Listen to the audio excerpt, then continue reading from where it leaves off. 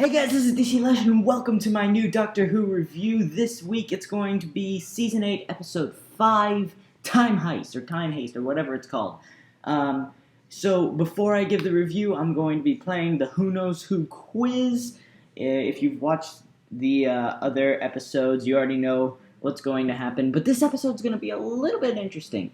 Every time I get a question wrong, I'm going to have my brother smack me in the face. Just to make it a little bit interesting.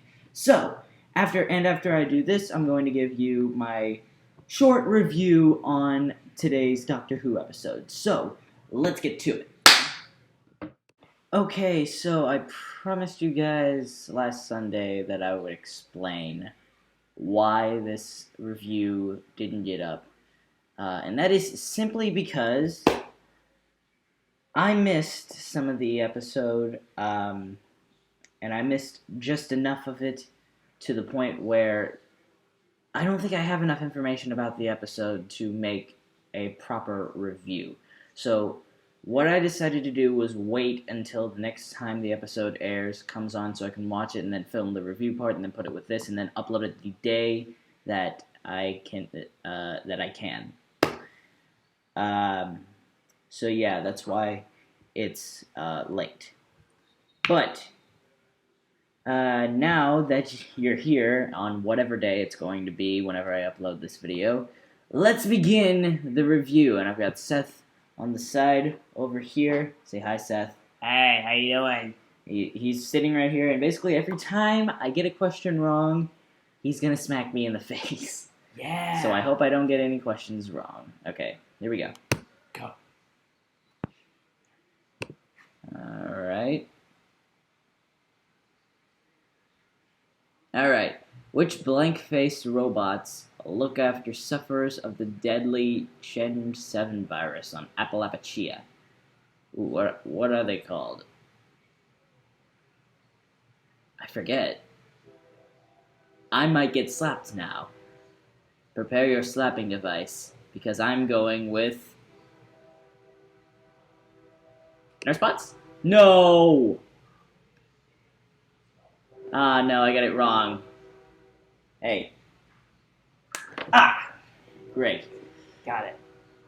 What is the name of the ex-prime minister who is known for flashing her credentials?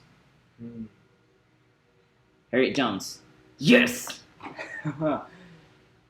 Alright. When the Doctor and Martha get stuck in 1969 without a TARDIS, which almost companion helps to rescue them via pre-recorded messages on a DVD? Well, what was her name? I think her name was Sally. Yes, it was. I mean, how could I forget anything from that episode? That was Blink. That's one of the best Doctor Who episodes ever. Which inn did Clara once work at? Clara the Christmas special Clara? Or Clara the nanny Clara? I forget. Six Bells? No! Ow! Who has repeatedly chosen to forget the terrible secret of Starship UK? which one was she? Liz the 10th. Yes! Yeah. Alright, I haven't even seen that episode that much. At the start of Dinosaurs on a Spaceship, where is the Doctor departing from? Egypt. Alright. What K is the constellation where Gallifrey is found? The constellation of Castabras. Is that an actual constellation? I'll have to look that up. Which of the following can the key to the TARDIS not do? It can summon the TARDIS to the Doctor, act like a perception filter, open the door to the Black Archive, lock the TARDIS remotely. It cannot open the door to the Black Archive. Because then why would they bother making a TARDIS proof if the key can put it in there? Which creature does the 11th Doctor disguise himself as to infiltrate Demon's Run? A headless monk. Whose dad fights off pterodactyls with a... Rory's dad, duh. What is with this Dave?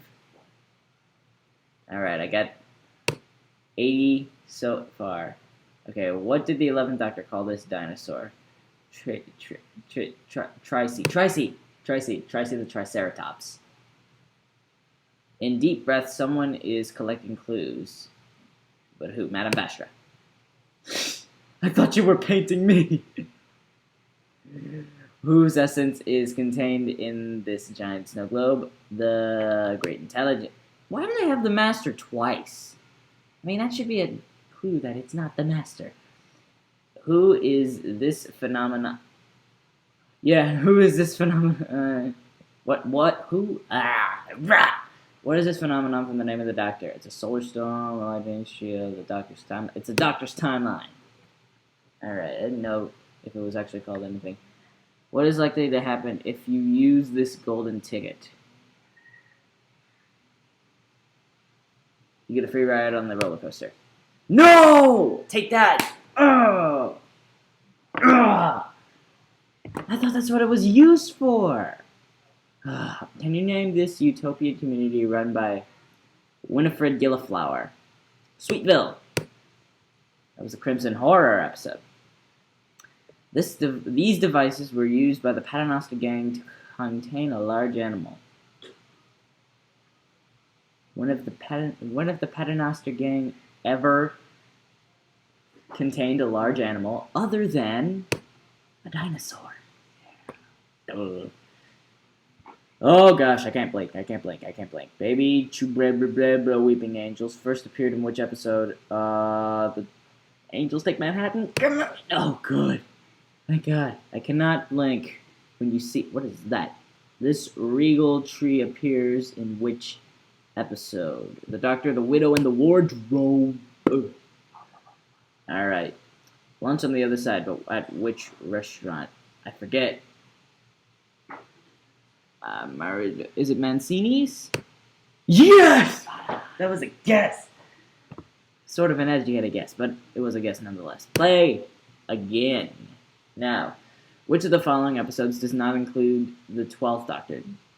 The Day of the Doctor includes it. The Night of the Doctor. The Time of the Doctor. Deep Breath. The Night of the Doctor. And that was barely even an episode. That was a minisode containing the 8th Doctor.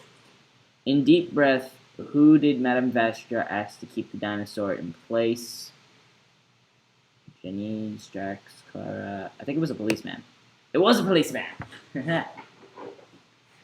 In Bells of St. John, who gives Clara the Doctor's phone number? A woman in a shop.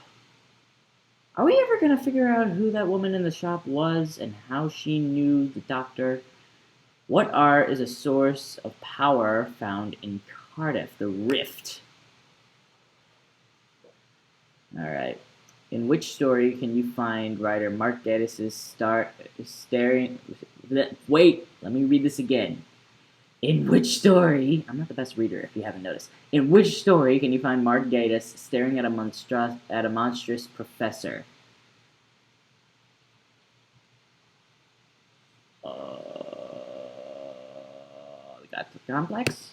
No, it was You asked for it. Can you please stop saying stupid things before you smack me? Thank you very much. Anyways, what shape do the letters DW form the logo? What shape do the letters DW form in the logo of the 11th Doctor's first 2 seasons? It takes the shape of the TARDIS in the first 3 seasons. Well, 2.5 seasons. Baby Weeping Angels first appear in which episode? You already asked me this. Wait.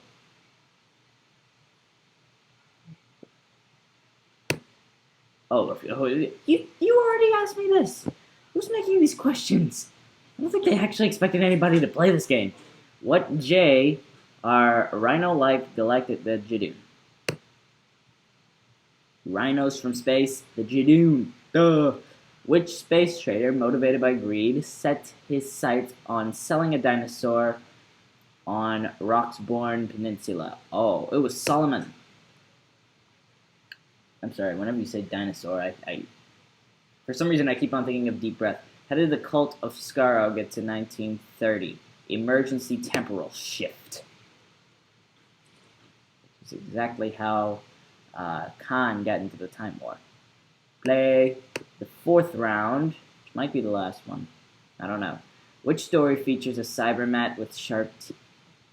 When else are the cybermats shown? Closing time. What P is the animal inside the ship that crashes into Big Ben? That's a pig. They literally stole a pig and made him crash into Big Ben.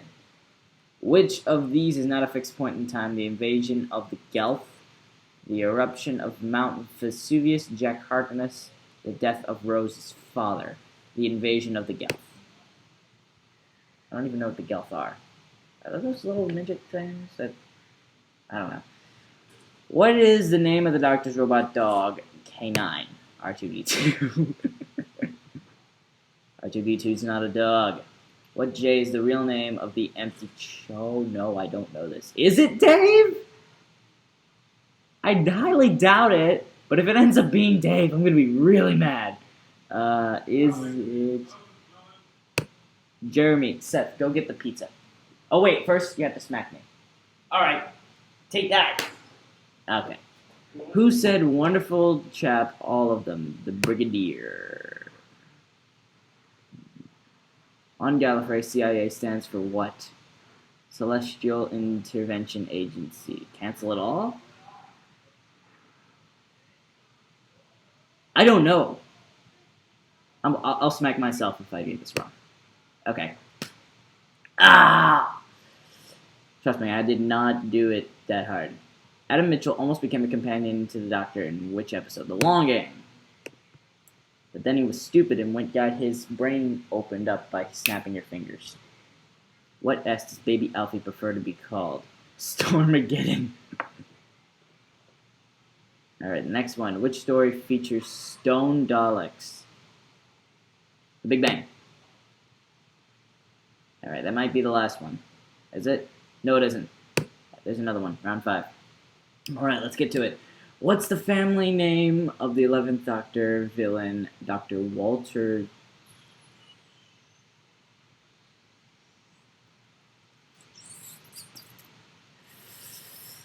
Simeon? Dr. Walter Monkey, of course. What protects Gwen and Lanto from a Dalek that is trying to get into the Torchwood hub? A time lock. Did you get the pizza? Yes, I did. Okay, good. In The End of the World, Zoe Wanamaker voiced which character? Zoe, I don't know. I don't know. I really don't know. Zoe Wanamaker voiced... Was it Cassandra? Oh, it was Cassandra. Okay. Cassandra, the stupid trampoline. The trampoline girl. What P are the aliens that are destroyed when Mount Vesuvius erupts? The Paraviles. However you say it. The Jagrafest lives on which floor of Satellite 5? It's that one. The 500th floor of Satellite 5. What V are the piranhas of the air who live in the books of the library? The Vashkiniridae. What R is an instrument played by the 2nd Doctor? Oh, what is it called? It's a recorder. Okay, 2nd Doctor loved to play the recorder. Which scaly detective is known for her case-cracking abilities and also her... Oh, it's Vashka. Wait, what? Oh, they have the exact same... What are you doing? I'm about to... Okay, fine, whatever. Ow. They both have Vashka. Okay. What Dalek-related bedtime story does the 11th Doctor tell George the Dalek Emperor's New Clothes? Little Dalek, is no end the 7th... I don't know. Hey, I got it! Oh, that was a guess. I was so close to being smacked right there. Who does the 11th Doctor refer to as the Little Daleks? Angie and Artie, whatever their names were. Alright, that's the end of the quiz. What did I make? 4:30. Okay, I don't know exactly what my other time was. But that's the end of the quiz, and now let's get on to the review, which you're going to watch in a few seconds, but I'm not going to be able to do for a couple of days. So, it's kind of like time travel. Let's do it. Before I go any further, obviously, spoiler alert, if you haven't seen the episode yet, please leave my presence and go watch the episode yourself before you come back over here. Anyway, so the episode begins. The doctor is helping Clara get ready for a date, even though he has absolutely no idea who she's going on a date with, when all of a sudden, the TARDIS phone rings. Now, since very few people in the universe own that number, obviously some stuff is about to go down. So what happens as soon as the doctor picks up the phone? He's holding a bug. Specifically, a bug that made him forget everything that he did from the time that he picked up the phone to the time that he found himself holding the bug. Also, him and Clara find themselves sometime in the future in the most well-guarded bank in the universe, along with two other characters, one of which is an android human-ish person. The other one is a mutant human who can make herself look like any person that she touches. That's pretty useful power. Wish I had that power. But then again, all the people that I would want to look like I will never meet, so oh well. So these four find themselves in the Bank of Carabraxos. I think that's what it's called, I forget. And all that they're left with is a recorded message from a mysterious person known as the Architect. And they are forced by him to rob the most heavily guarded bank in the galaxy. Which would be totally fine, you know, if the Doctor knew where the TARDIS was, but he doesn't. So these four have to rob the bank by themselves. So that's not going to be an easy task, especially when the bank owns an alien that can read the minds of others, and if they find them guilty, will eat their minds. Putting kind of a lot at risk here. Pretty sure the Doctor now regrets picking up that phone. So they go through this whole ordeal to rob this enormous bank, which involves dodging a creature that can read their minds, and at the very end of it all, they find out the secret of the Bank of Carabraxos, which is that all the people that work for the bank are just clones of their boss. And then the boss leaves because the bank is about to be destroyed by a solar storm, but the Doctor then gives her his number, the number to the TARDIS. So that's called him. But why would she want him to rob his own bank? Because she calls him when she's dying and full of regrets. One of which is keeping the alien that can read people's minds girlfriend locked up so that he will work for her. So this whole ordeal was never really about robbing a bank, it was just about rescuing an alien's girlfriend. Not that there's anything wrong with that. And it turns out that the way that they do this is the fact that the Architect was the Doctor himself who recorded that message and then set up an enormous scheme with a whole bunch of different hints and clues in order to get into the bank, and then he wiped their memories.